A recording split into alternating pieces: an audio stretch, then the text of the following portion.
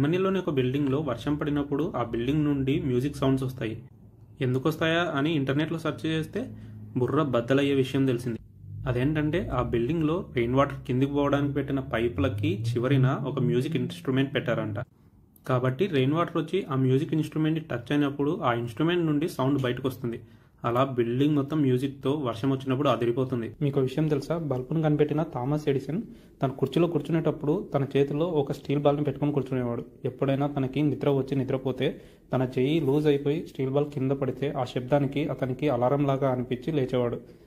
తను కాన్సన్ట్రేట్తో పని చేయడానికి ఇలా మంచి టెక్నిక్ యూజ్ చేసేవాడు. కావాలంటే మనం కూడా యూజ్ చేసుకోవచ్చు. మీరు కొన్ని విషయాలు తెలుసుకున్నారంటే ఖచ్చితంగా షాక్ అవుతారు.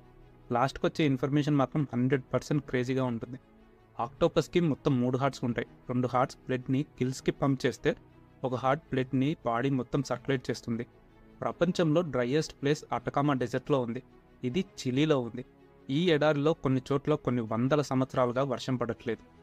వరల్డ్ ఫేమస్ పెయింటింగ్ అయిన మోనాలిసా పెయింటింగ్ని 1911లో లోవర్ మ్యూజియం నుండి దొంగలించారు. ఇక ప్రపంచమంతా ఆ పెయింటింగ్ పోయింది అనుకుంది. మళ్ళీ దాన్ని 2 ఇయర్స్ తర్వాత రికవర్ చేశారు. ఈ ఫ్యాక్ట్స్ మీకు నచ్చినట్టయితే ఒక చిన్న లైక్ వేసుకోండి. అలాగే ఈ ఛానల్ని సబ్స్క్రైబ్ చేసుకోవడం మాత్రం మర్చిపోవద్దు.